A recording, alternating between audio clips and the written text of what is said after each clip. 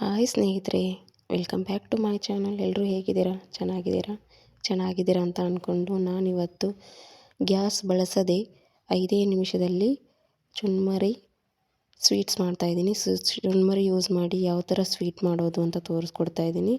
So gas use ಮಾಡ್ತಾಯಿಲ್ಲ, 5 ನಿಮಿಷದಲ್ಲಿ ಮಾಡ್ಬೋದು. ಹಾಕಿದರೆ ಬನ್ನಿ ಹೇಗೆ ಮಾಡೋದು ಅಂತ ನೋಡೋಣ. ನಾನು ಈ ಕಪ್ನ ಅಳತೆ ತೊಗೊಂಡಿದ್ದೀನಿ. ಸೊ ನಾನು ಈ ಕಪ್ ಅಳತೆಯಲ್ಲಿ ನಾನು ಅರ್ಧ ಕಪ್ ಆಗುವಷ್ಟು ಸಕ್ಕರೆನ ತೊಗೊಂಡಿದ್ದೀನಿ. ಸೊ ನಿಮ್ಮ ಮನೇಲಿ ಯಾವ ಕಪ್ ಇದೆಯೋ, ಈ ಥರ ಇರಲಿಲ್ಲ ಅಂದರೆ ಯಾವ ಕಪ್ ಇದೆ ಅದನ್ನು ಯೂಸ್ ಮಾಡ್ಕೊಳ್ಳಿ. ನನಗೆ ಈ ಕಪ್ನಿಂದ ಅರ್ಧ ಕಪ್ನ ಸಕ್ಕರೆ ತೊಗೊಂಡಿದ್ದೀನಿ. ಸೊ ಅರ್ಧ ಕಪ್ ಸಕ್ಕರೆನ ಇವಾಗ ಮಿಕ್ಸಿ ಜಾರಲ್ಲಿ ಹಾಕ್ಕೊಂಡ್ಬಿಟ್ಟು ಇದನ್ನು ಪೌಡರ್ ಮಾಡ್ಕೋಬೇಕು. ಅದಕ್ಕೋಸ್ಕರ ನಾನು ಏಲಕ್ಕಿ ಪುಡಿನ ತೊಗೊಂಡಿದ್ದೀನಿ. ಸೊ ನೀವು ಬೇಕಿದ್ರೆ ಅದು ಹಾಗೆ ಏಲಕ್ಕಿನ ಹಾಕ್ಕೋಬೋದು. ನಾನು ಸ್ವಲ್ಪ ಪುಡಿ ಮಾಡಿ ಹಾಕ್ಕೊಂಡಿದ್ದೀನಿ. ಸೊ ಇವಾಗ ನಾನು ಒಂದು ಜಾರ್ ಮೇಲೆ ಮುಚ್ಚಿ ಮಿಕ್ಸಿ ಮಾಡ್ಕೊಂಡು ಬರ್ತಾಯಿದ್ದೀನಿ. ಸೊ ಮಿಕ್ಸಿ ಮಾಡ್ಕೊಂಡ ನಂತರ ತೋರಿಸ್ತಾ ಇದ್ದೀನಿ ನೋಡಿ, ಇಲ್ಲಿ ಪೌಡರು ಈ ಥರ ನುಣ್ಣಗೆ ಇರಬೇಕು. ಸೊ ನಾನು ಈ ನುಣ್ಣಗಾಗಿರೋ ಪೌಡ್ರನ್ನ ಒಂದು ತಟ್ಟೆನಲ್ಲೋ ಅಥವಾ ಈ ಥರ ಬುಟ್ಟಿನಲ್ಲಿ ಜರಡಿ ಮಾಡ್ಕೋತಾ ಇದ್ದೀನಿ. ಸೊ ಈ ಜರಡಿ ಮಾಡಿಕೊಂಡು ಏನಕ್ಕೆ ಜರಡಿ ಮಾಡ್ಕೋತಾ ಇದ್ದೀನಿ ಅಂದರೆ ಯಾವುದೇ ರೀತಿ ಗಂಟುಗಳು ಬರಬಾರ್ದು. ಸೊ ಕಸ ಕಡ್ಡಿಗಳಿದ್ದರೆ ಎಲ್ಲ ಜರಡಿನಲ್ಲೇ ಹೋಗುತ್ತೆ. ಸೊ ಏಲಕ್ಕಿನೆಲ್ಲ ಪುಡಿ ಮಾಡ್ಕೊಂಡಿರ್ತೀವಲ್ಲ ಅದಕ್ಕೋಸ್ಕರ. ಹಾಗೆ ನಾನು ಸಕ್ಕರೆನ ಅಳತೆ ಮಾಡಿರೋ ಕಪ್ನಿಂದನೇ ನಾನು ಕಾಯಿಸಿ ಆರಿಸಿದ ಹಾಲನ್ನು ತೊಗೊಂಡಿದ್ದೀನಿ. ಹಾಗೆ 3/4 ಕಪ್ಗಿಂತ ಕಡಿಮೆ ಹಾಲನ್ನು ಬಳಸ್ತಾ ಇದ್ದೀನಿ. ಅರ್ಧ ಕಪ್ ಸಕ್ಕರೆಗೆ 3/4 ಕಪ್ಪು ಅಂದರೆ 3/4 ಕಪ್ಗಿಂತ ಕಡಿಮೆ ಹಾಲನ್ನು ಬಳಸ್ತಾ ಇದ್ದೀನಿ. ಕಾಯಿಸಿ ಆರಿಸಿರೋ ಹಾಲನ್ನು ತೊಗೋಬೇಕು. ಅದಕ್ಕೋಸ್ಕರ ನೋಡಿ ಈ ಥರ ಮಿಶ್ರಣ ಮಾಡ್ಕೊಳ್ಳಿ ಚೆನ್ನಾಗಿ. ಈ ಥರ ಗಂಟುಗಳಿಲ್ಲದೆ ಇರೋ ಥರ ಪೇಸ್ಟ್ ಆಗಬೇಕು. ಕೈಲಿಂದ ಅಂದರೆ ಸ್ಪೂನ್ನ ಸಹಾಯದಿಂದ ಈ ಥರ ಪೇಸ್ಟ್ ಮಾಡ್ಕೊಳ್ಳಿ.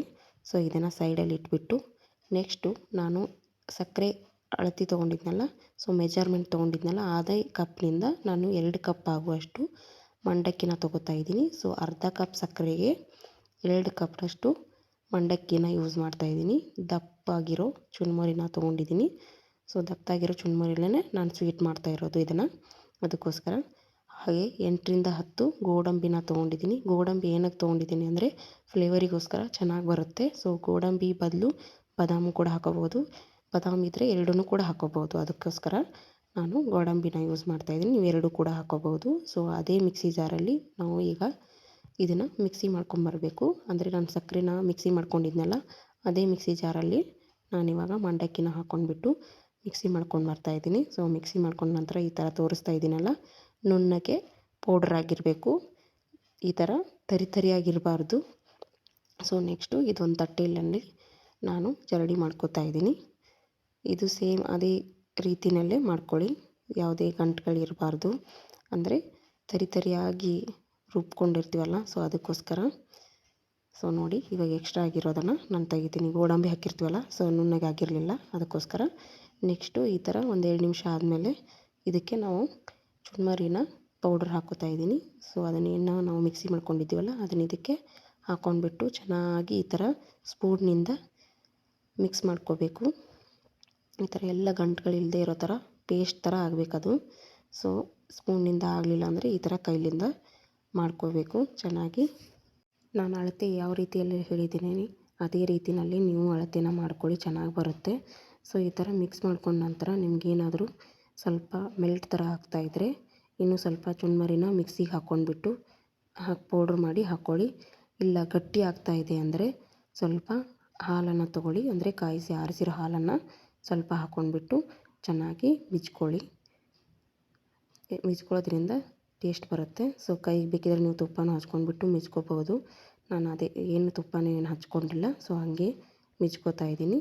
ಅದಕ್ಕೋಸ್ಕರ ನಾನು ಹೇಳಿದ ಕರೆಕ್ಟ್ ಮೆಜರ್ಮೆಂಟಲ್ಲಿ ಮಾಡಿಕೊಂಡ್ರೆ ಕರೆಕ್ಟಾಗಿ ಬರುತ್ತೆ. ಸೊ ಇದನ್ನು ಇವಾಗ ನಾನು ಈ ಥರ ಪ್ಲಾಸ್ಟಿಕ್ ಬೌಲ ಯೂಸ್ ಮಾಡ್ತಾಯಿದ್ದೀನಿ. ಅಂದರೆ ಈ ಥರ ಇದೆ ನಮ್ಮದು. ಅದಕ್ಕೋಸ್ಕರ ನಿಮ್ಮ ಮನೇಲಿ ಯಾವ ಥರ ಇರುತ್ತೋ ನೋಡಿಕೊಂಡು ಯೂಸ್ ಮಾಡ್ಕೊಳ್ಳಿ. ಬಟರ್ ಪೇಪರ್ ಇಟ್ಬಿಟ್ಟು ತುಪ್ಪ ಹಚ್ತಾಯಿದ್ದೀನಿ. ಅದಕ್ಕೆ ಬಟರ್ ಪೇಪರ್ ಇರಲಿಲ್ಲ ಅಂದರೆ ನೀವು ಯಾವುದು ಬೌಲ್ ತೊಗೊಂಡಿರ್ತೀರೋ ಅದಕ್ಕೇ ಸ್ವಲ್ಪ ತುಪ್ಪ ಹಚ್ಬಿಟ್ಟು ಈ ಥರ ಇದು ನಾವು ಪೇಸ್ಟನ್ನ ಇದಕ್ಕೆ ಹಾಕ್ಕೊಳ್ಳೋಣ. ಅಂದರೆ ಚುನ್ಮರಿ ಬ್ಯಾಟರ್ನ ಇದಕ್ಕೆ ಹಾಕ್ಕೊಂಡು ಬಿಡ್ತಾಯಿದ್ದೀನಿ.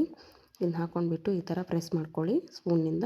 ಇರಲಿಲ್ಲ ಅಂದರೆ ಕೈಲಿಂದನೂ ಪ್ರೆಸ್ ಮಾಡ್ಕೊಳ್ಳಿ, ಚೆನ್ನಾಗಿ ಬರುತ್ತೆ. ಈ ಥರ ಪ್ರೆಸ್ ಮಾಡಿಕೊಂಡು ಫ್ರಿಜ್ನಲ್ಲಿ 10 to 20 ಮಿನಿಟ್ಸ್ ಇಡ್ಬೋದು. ಫ್ರಿಜ್ ಇಲ್ಲ ಅನ್ನೋರು ರೂಮ್ ಟೆಂಪ್ರೇಚರಲ್ಲಿ ನೀವು ಇಟ್ಕೋಬೋದು. ಸೊ ನಾನು ಫ್ರಿಜ್ನಲ್ಲಿ ಇಟ್ಬಿಟ್ಟು ತೋರಿಸ್ತಾ ಇದ್ದೀನಿ ನೋಡಿ. ಇವಾಗ ಫ್ರಿಜ್ನಲ್ಲಿ ಒಂದು 10-20 ಮಿನಿಟ್ಸ್ ಆಯಿತು. ಇವಾಗ ಹೊರಗಡೆ ತೆಗಿತಾ ಇದ್ದೀನಿ. ಸೊ ನೋಡಿ ಇಲ್ಲಿ ಈ ಥರ ಬಂದಿದೆ ನಂದು. ಈ ಥರ ನಿಮ್ಗೆ ಯಾವ ಶೇಪಲ್ಲಿ ಬೇಕೋ ಆ ಶೇಪಲ್ಲಿ ಚಾಕುನಿಂದ ಕಟ್ ಮಾಡ್ಕೊಳ್ಳಿ. ನಾನು ಈ ಥರ ಕಟ್ ಮಾಡ್ಕೊತಾ ಇದ್ದೀನಿ ಸ್ಕ್ವೇರ್ ಆಗಿ. ನಿಮ್ಗೆ ಯಾವ ಸೈಜ್ ಬೇಕೋ ಆ ಸೈಜ್ ನೋಡಿಕೊಂಡು ಕಟ್ ಮಾಡ್ಕೊಳ್ಳಿ. ನನಗೆ ಈ ಸೈಜ್ ಬೇಕಿತ್ತು, ನಾನು ಈ ಸೈಜ್ ಮಾಡ್ಕೊಂಡಿದ್ದೀನಿ. ಸೊ ಇದೇ ರೀತಿ ನೀವು ಟ್ರೈ ಮಾಡಿ ಮನೇಲಿ. ಅದು ಗ್ಯಾಸ್ ಇಲ್ಲದೇ 5 ನಿಮಿಷದಲ್ಲಿ ಸ್ವೀಟ್ಸ್ ಮಾಡ್ಕೋಬೋದು. ಸ್ವೀಟ್ಸ್ ಬೇಕು ಅನ್ನೋರು, ಸಡನ್ನಾಗಿ ತಿನ್ನಬೇಕು ಅನಿಸಿದವರು ಬೇಕ್ರಿಗೆ ಹೋಗಿ ತಿನ್ನೋ ಇದನ್ನಿರಲ್ವಲ್ಲ. ಸೊ ಅದಕ್ಕೋಸ್ಕರ ಈ ಥರ ನೀವು ಟ್ರೈ ಮಾಡಿ. ಹಾಗೆ ಕಮೆಂಟ್ ಮಾಡಿ. ಇನ್ನೂ ಯಾರು ನನ್ನ ಚಾನಲ್ನ ಸಬ್ಸ್ಕ್ರೈಬ್ ಮಾಡಿಲ್ಲ, ಸೊ ಬೇಗ ಸಬ್ಸ್ಕ್ರೈಬ್ ಮಾಡಿ. ಹಾಗೆ ಬೆಲ್ ಐಕಾನನ್ನು ಕ್ಲಿಕ್ ಮಾಡಿ. ನಾನು ಮಾಡಿರೋ ವಿಡಿಯೋಗಳ ನೋಟಿಫಿಕೇಷನ್ ಮೊದಲು ನಿಮಗೆ ಬರೋದು. ಅದಕ್ಕೋಸ್ಕರ ತುಂಬಾ ಸಾಫ್ಟಿಯಾಗಿ ಬರುತ್ತೆ. ನೋಡಿ ನಾನು ಇವಾಗ ತೋರಿಸ್ತಾ ಇದ್ದೀನಲ್ಲ ವಿಡಿಯೋದಲ್ಲಿ, ನೋಡಿ ಎಷ್ಟು ಥರ ಸಾಫ್ಟಿಯಾಗಿ ಬಂದಿದೆ ಅಂತ. ಈಸಿ ಕೂಡ, ಹಾಗೆ 5 ನಿಮಿಷದಲ್ಲಿ ಮಾಡ್ಕೋಬೋದು. ಮತ್ತು ಮುಂದಿನ ವಿಡಿಯೋದಲ್ಲಿ ಸಿಗೋಣ. ಅಲ್ಲಿವರೆಗೂ ಧನ್ಯವಾದಗಳು.